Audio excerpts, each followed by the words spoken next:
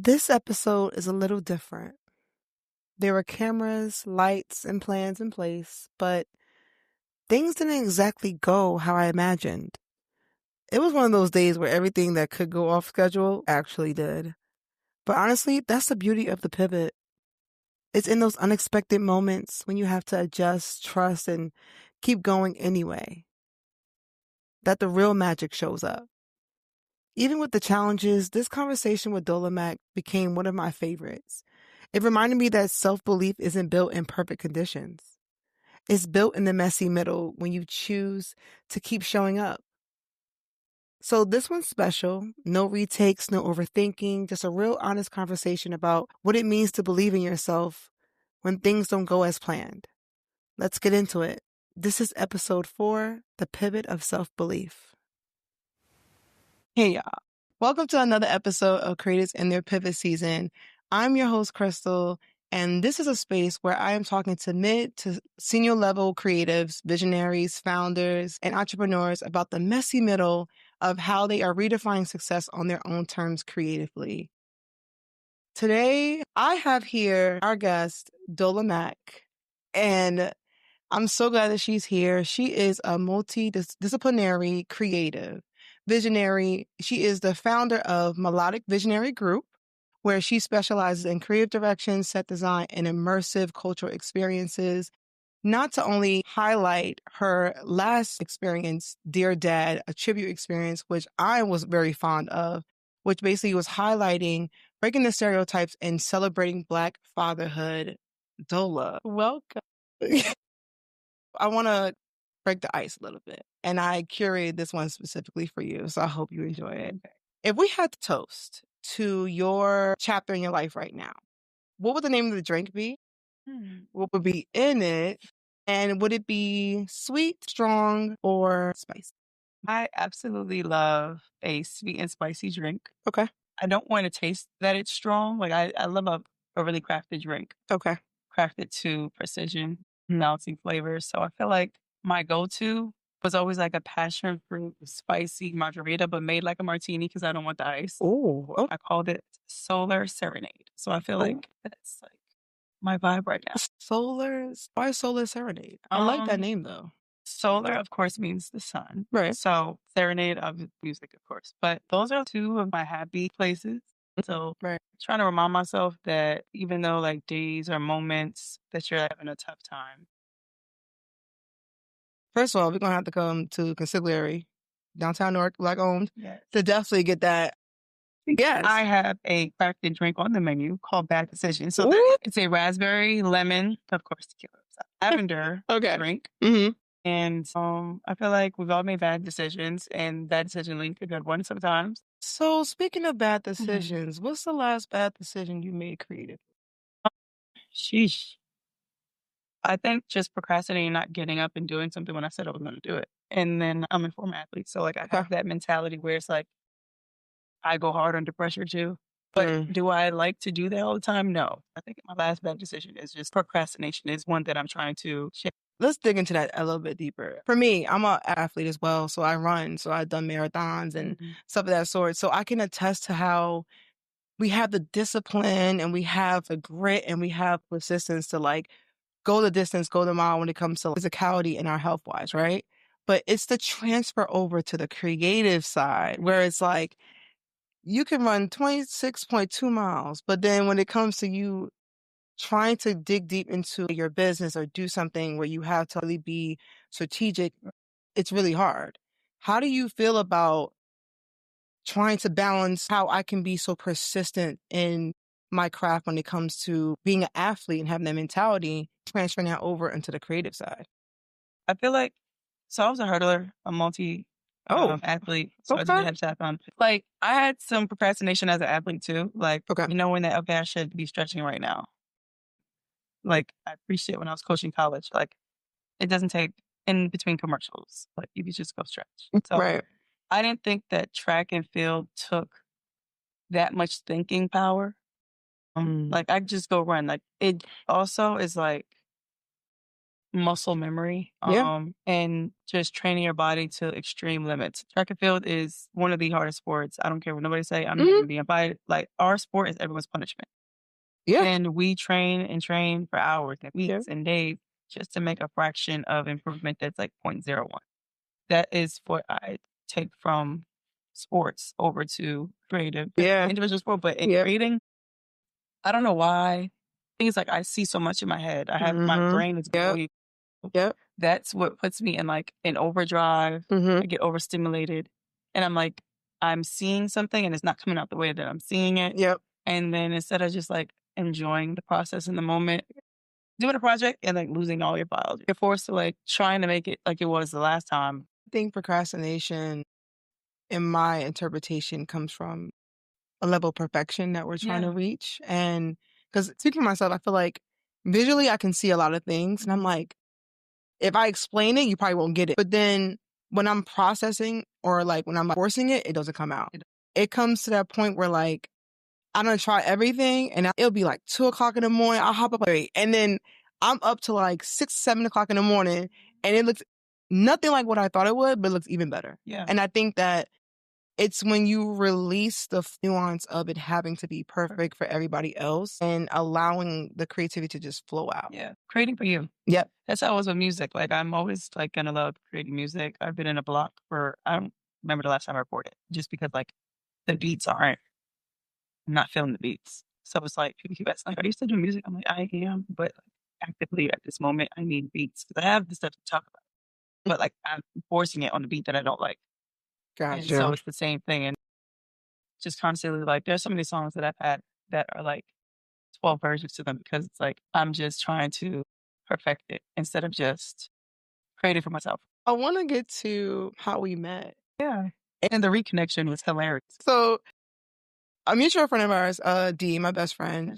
One thing I will say is when it comes to Father's Day, I'm very like either in my feelings or I am like either visiting the gravesite or I'm thinking about it. And this year I was like, okay, she's like, let's do something different. I was like, okay, cool. And she told me about your event. And when I tell you, like, I wish I could give you your flowers in like physically, because to be able to be in a space where not only like my father passed away 8 years ago. And when people say grief is universal, it don't stop. Being immersed in a space where Black fathers were being celebrated, their kids were there, enjoying the moment. You had every type of installation curated to the experience. Regardless if you did it last minute or not, I couldn't tell, girl. It was amazing. And even seeing the documentary at the end, like, nobody saw me cry because I was bawling low key. But I was in the back, like, in the corner in the chair, like, nah, she ain't gonna do it today. I was just so impressed, but it felt so intentional and I felt safe. And I want to know, if your father was present, what do you think he would have said about that experience? Our relationship wasn't great until like the last 2 years of him being alive. And it was like all my pregnancy, I was in the hospital and then I gave birth. I recorded some things and like my dad was the person who got me into music unintentionally. Like dad was born in 57. So yeah, gotcha. Sticks. Luther Vandross is my man. Okay. Skinny and fat. I love them both. He's a great athlete. Music. He cooked really well. So he was always a creative in his own way. Whether it was like cutting the grass and trying to make it green, because Lord knows I'm gonna skip on dying. Well, I was like, what did you water? I think that like in the end we had some type of closure, but I still feel unfulfilled. I also feel guilty. So Dear Dad came from an impact, not just for my healing, but for others and for my community, because Black and brown fathers get the short end of the stick. So if he was there, I think he would have been like low-key, like playing hard. But like, yeah, I think he would have been proud. I felt very immersed in love that day. My dad like told me, "Oh, eat your collard greens," da da da, da. And I was like, "Ugh, no, I don't want that." So he paid me $5 to eat them. I ate $5. What is up with dad trying to pay you to do stuff? I didn't eat it at all. Then I was in college, and I was like, "I'm gonna cook this myself." I called my dad. He was like, "Girl, what the hell you know about cooking?" I said, "That's what I'm calling you." So he told me what to go get. And I was like, oh no, these came out busting. So I came home, made collard greens a couple years later, and my dad was like, oh no, these stamped. Look at that. Every function, they already know. Dola got the greens. Yeah, I think he would have been happy. And I just hope that people felt like the healing that they needed, even if their relationship is great with their dad. Regardless, but definitely for the people who don't have their fathers, or the Black women who don't have their fathers. 24 when I lost my dad. Like, it still feel like it was yesterday. Yeah. It's just like, I get that. so that's something that I want to do annually. And I want to grow it globally and do like multiple cities. Nice. So I'm like, okay, this is like, I love that. So this year I'm trying to get a bigger head start on that and secure sponsors and partners for that, so that it could be, because it's not something I'm looking to make money off of. It's something that like I want to continuously be free. The services, everything. I mean, of course, you will have merch and stuff like that, but ticketed event, no, I don't ever think I want to get to that point. I don't want too much of a large corporation to try to get on it, then where it will have to be ticketed. Gotcha. Okay, I don't want diluting the narrative. Just like I want it to be able to just give back to the mission and the impact of it. That is powerful, and I say that because as creatives, there's sometimes where we create things for us and we want to share with the community, and we're like, okay, I don't really need to get paid for this. This is something that I actually want to do. Right. When you think about how you created this experience and how you wanted it to show up, especially in Newark, and I think that was the best part of having it there, because we need to see that more here. What went through your mind when you're like putting this together and then you actually see it come to life? Another thing is too, it didn't have to be 100 people. Yeah. Like, regardless of who showed up, it was the perfect amount. And you still got the same quality and same type of award. Like, how did that feel?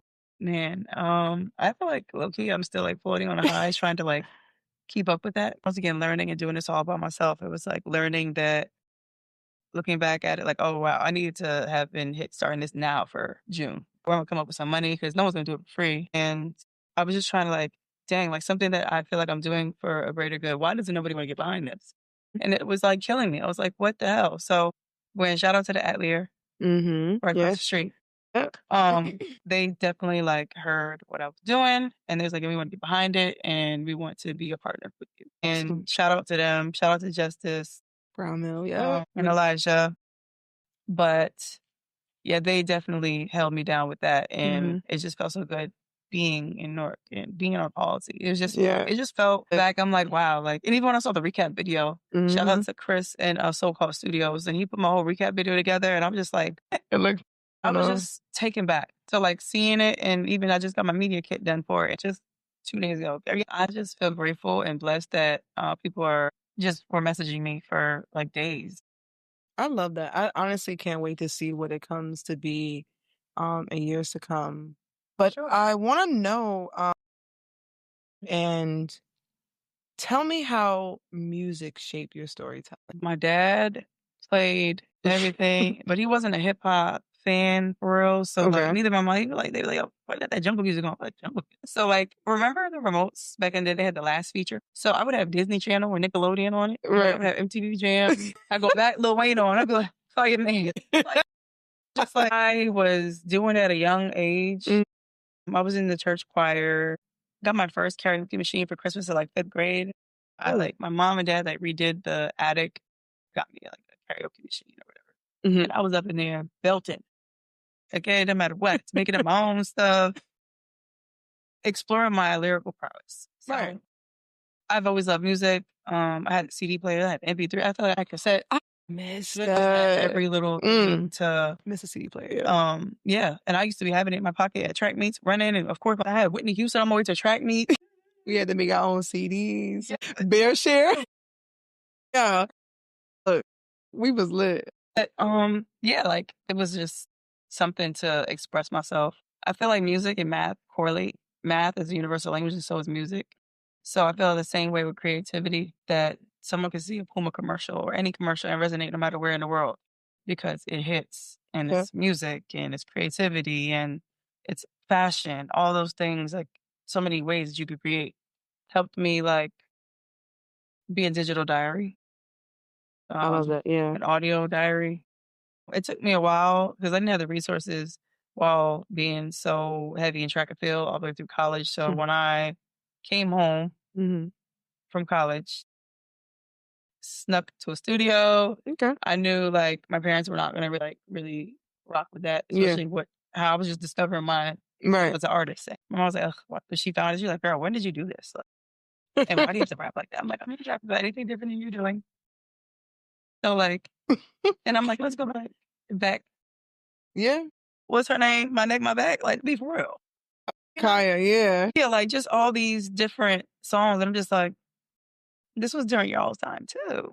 Definitely So like was. just being able to but they were storytelling. Yeah. Whether it was someone else's story or their own or a blend or whatever. So I think that music is just you express what you feel in.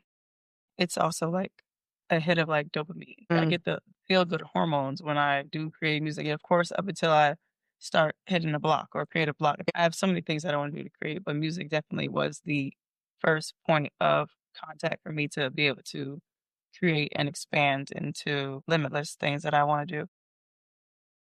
Love that. I love the way that you say that. Like, you didn't give up music. It literally is connected to your storytelling now because sometimes we can fall in love with something at an early age and then we discover something that we're really good at and it can fall off. The fact that you keep music connected to your storytelling is amazing, but also I feel like it makes you that more different and diverse. And I want to know, like, when you think about how you started with music and now you're in storytelling in a different way and experiential and immersive. What did you, at a young age, right? What does success look like for you creatively versus now? Never thought about that. I think like success, then of course you look at like money. Yeah. Like, oh, I'm gonna get this, I'm gonna get that. Like I'm gonna have a big old house and pool and all these types of cars that I like or whatever. I used to play MASH. Okay. Like I played MASH. Look, and I had money, fine man, in a shelter, but it's okay. I was gonna get out the hood. Okay, the shelter was gonna be in like Beverly Hills, but I'd always had the money. It never failed. It was like, damn, I can't get that H for nothing. No, but I'm like, can I get an A? Please. But yeah, I guess I equated it with like money and materialistic things, and now I look at success as just being able to make an impact. Of course, like I want to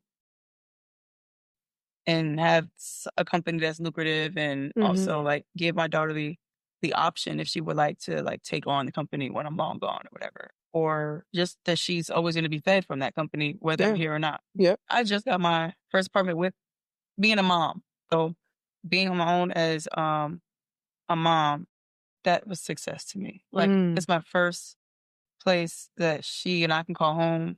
I tweeted that last night that like I prayed that I just want to host Sunday dinners. I want to host holidays and things that like I grew up doing at like the house at home. My parents before they were divorced and before I went to college, and just like that love, like creating a safe space because not everyone has a safe space. So I feel like even going back to just that, creating a safe space for not only myself but my friends and family who are heavily in my life. And that's success to me. Like by the grace of God, like I'd be having to figure it out, but I'm making it through another month. Right.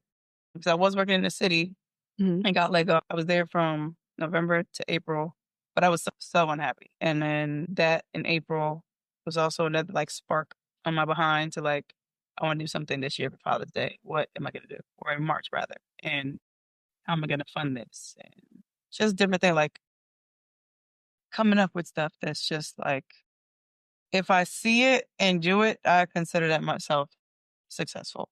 So it doesn't have to necessarily be monetary, but I don't base my success off of monetary value because I have to give myself grace. I'm good for giving other people grace. When it comes to me, all I do is say my grace, okay? You know, I want to sit in that for a minute because I think that I'm going to be honest with you. Giving myself grace as a creative is at like the highest level of non-existent. And I think that it's revitalizing to hear like how like now as we're older, it's like, now mind you, monetary value still matters, but it's not like number one anymore. And I say that because when I was younger, I was like, okay, my design's gonna be on billboards, I'm gonna be working with this company, and I'm gonna be outside. And I used to always feel like I had to either defend my creativity or I had to overperform. How are you gonna make money off being an artist? It's like, it's possible. Look at us now in 2025. So now I'm like, even though I may not be at a job that I like, or I may not be where I need to be at yet, but I also realize I want it to be impactful. Right. I want to actually enjoy the things that I want to do and not have to lose my integrity because of it. Because sometimes being a creative is not easy. I'm not saying like we're out here like just doing these things just to be doing it. Like these are things that we actually see in our head and we're bringing to reality, and not a lot of people can do that. So I feel like if we allow ourselves to kind of like just appreciate and celebrate that, I think that we'll be able to give ourselves more grace. Yes, for sure. Retweet. So now that we talked about your progression, how music and your storytelling, when it comes to like messy middles, like there's always stuff that does not work. Everything is uncertain. What is your messy middle? What does that look like? Tell me. I think it's just like when you see something planned to go like plan A and your messy middle ends up that you're at plan G. So whether it's my messy middle definitely comes from overstimulation. Okay.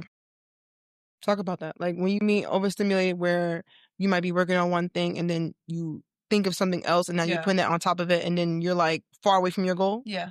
Okay. It's just like my brain is just on overdrive. Like, there's no like shut off. So I was so grateful and blessed to be able to take a solo trip to Jamaica last month for my birthday. That was life changing. As crazy as that sounds, but I think the first thing that started the whole like life changing thing, I went skydiving in June for my mom's birthday. She turned 64. She was like, first of all, me and my mother, we skydived together when I turned 30. So it's crazy, right? The fact that they able to even do that. Honestly, yeah.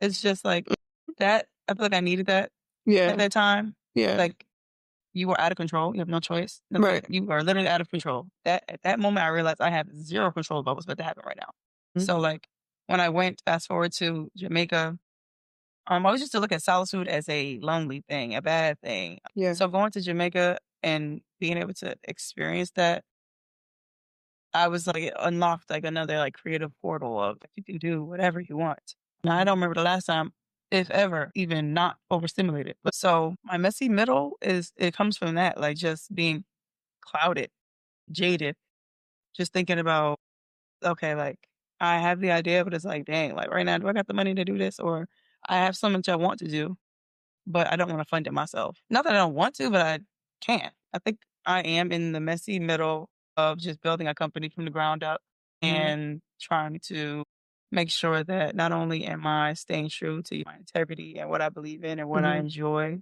right, and to be able to control that, and to also know I have a daughter to feed who's watching me and see if I'm going to quit. Right. I'm going to, she's been around in the studio since she was. Oh, so she's seeing firsthand. She was my little door person at Dear Dad giving out advice. Yeah, okay. And it's because she wants to do it, not like, hey, you're going to be on door duty. And I tell my mom all the time, like, my mom revolves her life around me and my brother. And I'm like, you were somebody before you were a mom. So I think that when people say, like, you have to put your kids first, I agree. But you can't take care of your kids if you don't take care of yourself. Yep. So, agreed. And they say be selfish. I call that be selfful. Selfish, to me, that's not selfish. Because, like I said, like someone is watching you firsthand and like just trying to navigate through life, motherhood, depression, anxiety, grief, all like I am in the thick of like the witch's cauldron of messy middle. I also am a firm believer in God. And although my relationship isn't the greatest with God, and I'm working on that, but I have no one to give really like the props and the kudos and the glory to because several times I would have been gone. So to just keep on going and knowing that I've seen another first of the month. Like, just simple things. That's success to me. You said a lot of things that I can relate to, but the one thing that I think that stood out the most was regardless of how you have to navigate through all of the things of feeling stuck or maybe grief or having depression or anxiety, you always find a way to go back to yourself and kind of like take that internal look and be like, how can I find a way to push forward? Because now not only are you doing it for yourself, it's also for your daughter. And I think that when I look at that, I'm like, first of all, when you're building something from the ground up, especially a business, hence the way how I'm building mine, I'm like, it's not like, oh, I'm just doing this to be doing it and like it looks cute and like I just want to be a founder and entrepreneur. It's like, no, I really want to leave something behind. And I think that when you take those strides and you're taking yourself out of like you're literally going through every step, but you know if you give up, that's on you. It's not like, okay, well, I could just pick it back up next year and then I'll figure it out. It's like this is something that you really want to do and you have eyes on you, but you also are being diligent enough to know that like if I'm building something from the ground up, it's going to take time. It's going to be a slow burn, but also I want to make sure that everything and all my values line up. You said something about sometimes how you can get stuck. A lot of creatives, including myself, have this notion of we feel like we're stuck because maybe things are not going the way that we want them to go, or we feel stuck because maybe the momentum is looking different from the outside looking in, and it's not going according to plan, or maybe someone else's momentum is going further, or maybe things are not shaping up. How do you find your way out of being stuck sometimes, or in that, like, they call it the analysis paralysis? How do you find a way out of that? Or if you haven't found a way out of it, how do you navigate in that to still kind of like push forward? If I found a way to That's fair. necessarily get out of it, but things that I do, um, definitely listen to music. List for sure. Where I'll curate. If I can't curate or come up with something I'm stuck, one thing I'm able to do is curate a playlist. Also, like my favorite app in the world is Pinterest. It's so quiet over there. I can just be looking, just I just love it. Whether I'm going for inspiration, but I love making mood boards. Okay. So like on my Pinterest, I just make mood boards just because like it's just something I love to do. And then also like just going on solo dates, I think has been helpful. Like I'll bring my laptop. Tell me more, because I feel like I haven't hit that stride yet. But Yeah, it's been more so like over the last 3 years, but heavily like each year as it goes on, although I do it before I go to the bar. But I love like the conversations at the bar. Sometimes a conversation with somebody gets you out of. And then yeah, it's definitely that. As a former bartender, trust me, it's literally an experience. It's like I learned something, it's free flowing. And I feel like that's another level of creating an experience for yeah, somebody. no, for sure. Yeah. And the same thing, like you're doing it simultaneously differently for each person that you're dealing with. So, um, even down to like getting my nails done, that is absolutely, this is the first time I have a gel short mani. I am a long nail girl, stiletto, long square. I love creating a set, Right. like creating something that feels good and looks good. I think getting myself out of those analysis paralysis is just like seeing what I want for myself. Of course, I want to get to the point where I have building out my company and I'm outsourcing these things, knowing that I'm doing it with little to no help. Or like my brother, shout out to Ale. I feel like there is something about asking for help, the side of being able to do things yourself. And then there's also another side of feedback. When it comes to you creating and when you're dealing with a client, you're building your business, just in general, how do you take feedback? Are you the type that, okay, I like feedback, I like criticism, but I'll apply it if it makes sense to me? Or is it, oh, that's a great idea, let me just change the whole entire plan? Like, how do you adjust feedback to your own creativity? It goes back to me being an athlete and being able to be coachable. Not everything said from your coach works for every athlete. Right. You have to know the athlete. So I think just taking what they're saying and applying it to certain things. Truth be told, the only person that makes me stumble over is myself because I am overthinking. And then I was just doing a pitch for someone for a concept for like a dream company or a dream I don't even know if that's the part. Like a dream client. Yes. There we go. Dream client. I'm like, it's just like a legendary type of thing. But because I was an athlete, this is why I want to go that direction. But show someone at the bar, and I was like, just glance at this real quick, and like, let me see what you think. And like, they was like, oh, this is dope. Like, the concept is dope. All this. The only thing I would do is put a picture of yourself and your page of whatever. I was like, oh yeah, like. But where I was gonna originally put it, it was like, yeah, don't put it there. So okay, where they told me to put it makes sense now that I'm looking back at it. So like, but overall, I'm like looking at it, I'm like, do I have to start this over? But only because of myself before I even asked for feedback. So before, I think now I'm like sending it to Ale, my brother, my best friend, that's my daughter godfather. He'll hold it down. So I will never like scrap the whole entire thing because of anybody but myself.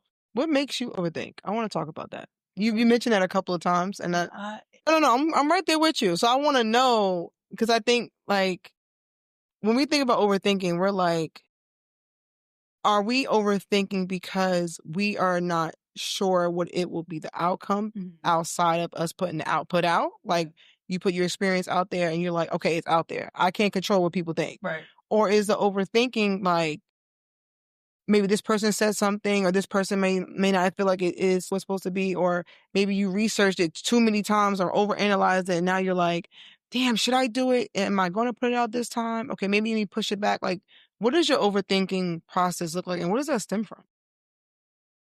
And that's fair. Yeah, I think both, but mainly me, and that goes down to like relationships. Okay. Anything. Like I will overthink everything and think the worst before I have arguments with myself in the shower, like just in case. Like, I know I'm about to have a debate. Oh, this is what I'm gonna say, and if they say this, I'm gonna say this. Like, I think I'm sick. But like, it's just with anything. Like, just I am not necessarily worried about what people will think, but you always want that support because I am so like obsessed with the fact that like I want to be different. Yeah, but still me.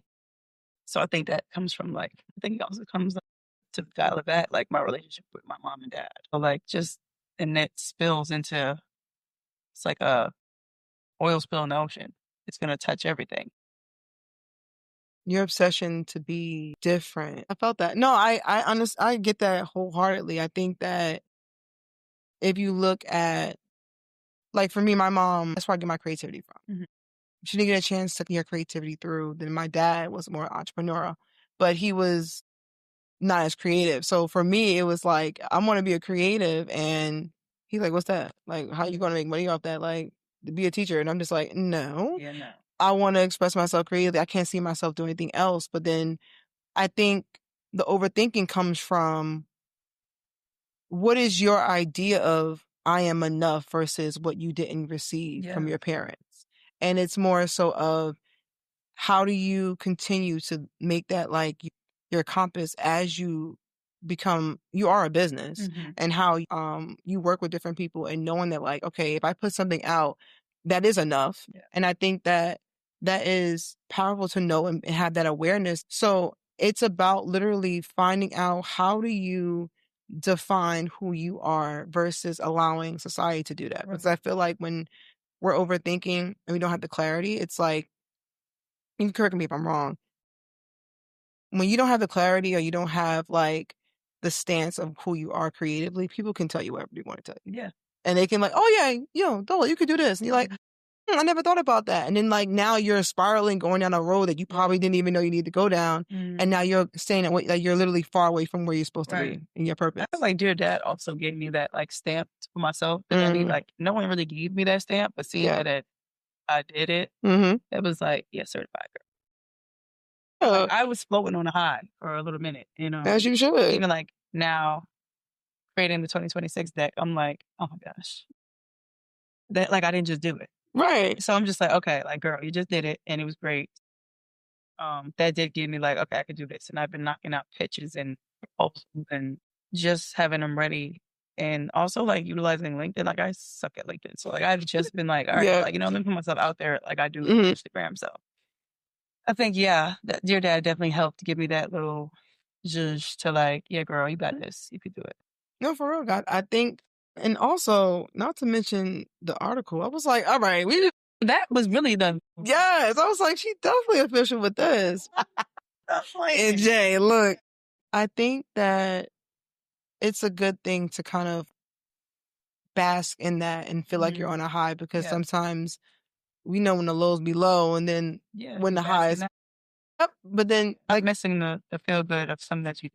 But we don't sit here and like you create an experience. And like you say, you feel the high of it, and you're like, all these things have happened, and like you're working on 2026. But if you didn't do that, you wouldn't have been there. I sold out Speakeasy too in December, the hidden session. So I gotta run that back. I'm trying to find a location for that now too. A speakeasy I put together based on the Prohibition era and bringing like all these like places and restaurants that we have in it's like white owned.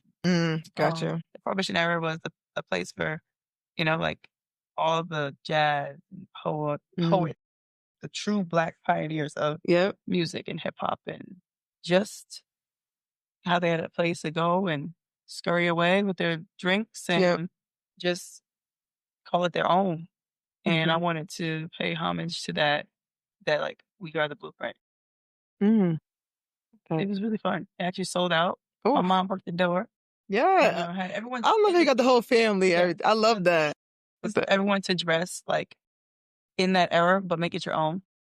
I like the fact that you're being honest about how you have transpired through everything and how you're really like digging deep into your craft. And I feel like the fact that we both are in the same field and we're sharing that type of experience, like take me through when it comes to why experiential first, but also how has your creativity either evolved or maybe went a different direction since you've been in the field? Because, it's a very big field, but also I feel like there's not a lot of Black women who are in this field that are thinking very vastly or very different or very unique. It's very do this for this brand, but the way that we think is totally different. But yeah, tell me how you got into experiential, but also like why?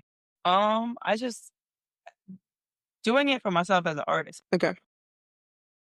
So you have to like do everything yourself. Yeah. Whether it's producing yourself, recording yourself. And I would just put my own shows together because they try to take advantage of artists and charge you to perform. So like, of course, I'd been naive and had done that a few times, but it's just like, I can do this myself. Yeah. And set design. I built my own music video sets with the help of Ale and Byron. But like the fact that I'm like, okay, let's go to Lowe's, Home Depot, wherever we got to go, put it together. I've shot like 4 music videos in the same room and people would not ever know. I put a Dola Mac and Friends together last year. No, 2024. 23. But it was on the roof of my studio right here in Brantford that I had. And we had like full on lights, production, all that. And I enjoyed I like being the janitor, the setup, and also like being a star on set. Gotcha. So that's where I just was like, okay, like I know I can do this for myself. If an artist or a company give me a budget, I know I can go crazy. So I'm doing this for $200. And it don't look like it. Right. So it's just like when there's a will, there's a way. Yep. And then that's what really showed me that like, okay, bet like people are like, yo, this is dope. Like who did this for you? I'm like, me, I did this. So I feel like, oh, I want to do the same thing, And then like, of course, that like when you're like cool with people, they think that you're gonna like, I'm at the stage where I'm gonna pick my brain for free. Oh, absolutely. Right. Like, no, picking my brains. There's a link in the bio because you know what I can do. Right. Seeing that's why you're hitting me up. I'm not funding your stuff.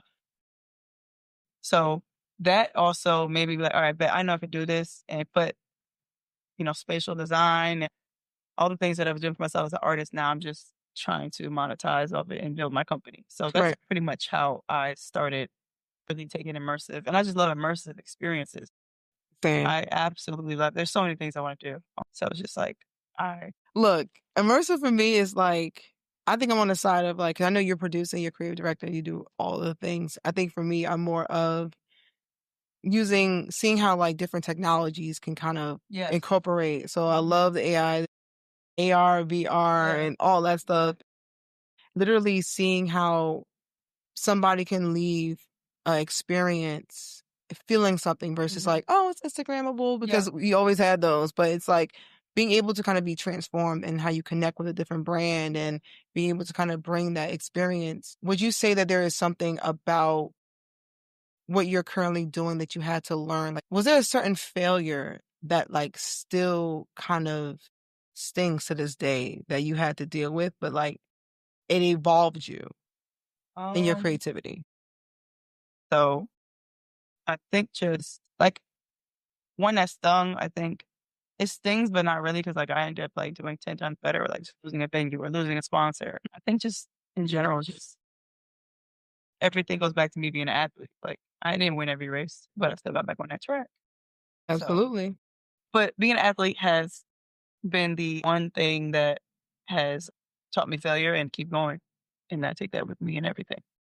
I like to say that wellness fuels creativity. Do you agree with that? Yeah. Okay, good. Because I think the same thing. And running was like probably the last sport I ever thought I would do because I'd done it all. But I would love to like say that like being able to run a marathon was out of our experience. It taught me that like I didn't have to beat your PR in order to be enough. Wellness is a mental thing. People think it's more physical because So am I gonna get up out the bed, go to the gym? exactly. Like it ain't your body, it's your mind. Yeah, because you're like on your Zoom and like you're really like on your routine. Nothing can break that. If I'm working out 5 days a week and I miss like one day, I'm like, damn, okay, maybe I should go for a 7 mile walk just to kind of make up for it. Yeah. But then how does that correlate when it's like, okay, I have to come up with this concept for my design. Okay, cool. You know what? I can't think of that right now. Let me go back to something else. Okay, it's keeping that same momentum because they're one and the same. And you can't have one without the other. It's good to actually know somebody else that feels the same way. Yes. Absolutely. As we wrap up, we're not done yet because I know we can go on for an hour. This has been a great conversation. I feel like, is there something about your creativity currently that you didn't like before? Like, is there something about who you were becoming that you had to like let go of in order for me to get to the next level? I had to let this part of me go. I'm still working on that, which is I think the word. Okay. It definitely it's something that I am in the process of trying to get through. Overall, I just feel like you constantly just can shed and be familiar as a creative. I think it's just that, yeah, shedding whatever doesn't fit at that moment or just like doing it. And if it doesn't work, And being okay with that yeah, and not having to like feel like you have to be so hard on yourself yeah, because it didn't work out. yeah, Because I think you told me before that how like failure, there's no success without failure. yeah. And sometimes we can think failure is, okay, that didn't work out. Oh my God, it's not going to amount to anything. But then it also goes back to how you define success because the way you see success will be totally different from me or a different creative. And it's not always going to look the same. If there was no applause, there was no judgment, there was no recognition, would you still do it?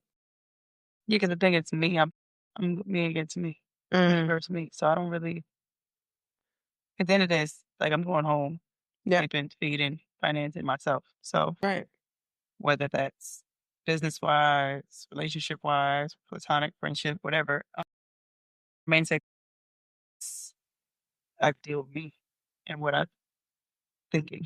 Me versus me. But this has been an amazing experience. And I want to tap into two things before we close. And one of those things is my pivot toolkit. And basically, that is, I kind of want it to be like a pivot starter pack and a toolkit of resources. Could be tools, mindsets, could be mantras, things that have helped you through your pivot currently. And I want to ask you which one that you want to leave behind for our listeners and also why. So my mom always used to tell me like this too shall pass. So like I feel like I constantly have it tattooed. But whenever I'm in the thick of it and when I realize, okay, this too shall pass, that is one of my like go to mantras. Music, of course. Like we all Facts. one of them things that I absolutely love to do. And then I just recently applied to like a program, just trying to like sharpen my knowledge and skill set. Nice. Okay. So wait and see if I get in that. But just like taking my passion and really just wanting to better it and better myself. So yeah, like a mantra, a playlist, and actually enjoying and loving what you do that you want to learn. Yeah. Oh, Okay. I just got the book. I still need to read it. I have read a couple pages or a Okay. chapter. Thinker's Toy. So I need to finish it. Thinker's Toys. Oh, yes. Yeah. Yeah. Put that in there some months ago, and I was like, oh, this looks cool. So but it's like a book literally for creatives. So if you had to say strip away everything, we're not impressing clients, we're not impressing brands, we're not doing it for the money, what would you want to create for yourself? A legacy. Just create a legacy, pretty much. Yeah. What would that look like? Just living my life freely with no worries. Of course, things will happen. I would ideally live on an island and just be Jamaica? so that would be like creating a safe space for myself without any care in the world. That. Because honestly, that's what I feel like success is being able to love myself, love who I am, love what I do, Yeah. and be able to wake up every day and not have to feel like I have to escape Yeah. and run from what I want to do. Exactly. So from one creative to another, trust me, I understand you. Let us know where we can find you, what your socials are, anything that we should look forward to. You can let our listeners know now. So I'm on Instagram, certified Dola Mac. And then my business is Melodic Visionary Group, but it's GRP. My branch of Melodic Visionary Group is Soundless Stills, Soundless.stills. So that's like my visual cinematic piece side project that I'm working on. Okay. Just trying to expand my photography and I love that. visuals. And my website is www.melodicvisionarygroup.co, spelled exactly Melodic Visionary Group. And yeah, Dola Mac everywhere. And what I have coming up, I am constantly working on something, and that is a lot of things. And 26 is one thing I'm very I can't sponsors and I can't wait for that. community in kind, all that align with the mission of Black and Brown fathers. And then I'm just looking to work with any brands, businesses, companies that feel that they need my skill set. And also I'm looking to show you why you need my skill set. So Dola, thank you so much for thank you so being much. here. If you guys resonated with this episode, please subscribe, share to another creative in their pivot. Yeah, thank you so much for listening, and just know that your pivot now has a place. This season reminded me that pivots never look perfect, but it always leads somewhere purposeful. Starting this platform for the first time and putting it out publicly, as vulnerable as it felt, trust me, cringing, it literally taught me that by betting on yourself, you have to roll the dice, even if it doesn't land on your number. So thank you for growing with me through every twist, turn, pause, pivot, watching me, listening into me, supporting me. You are appreciated. And I'm Crystal Brown, and this is Creatives in Their Pivot Season.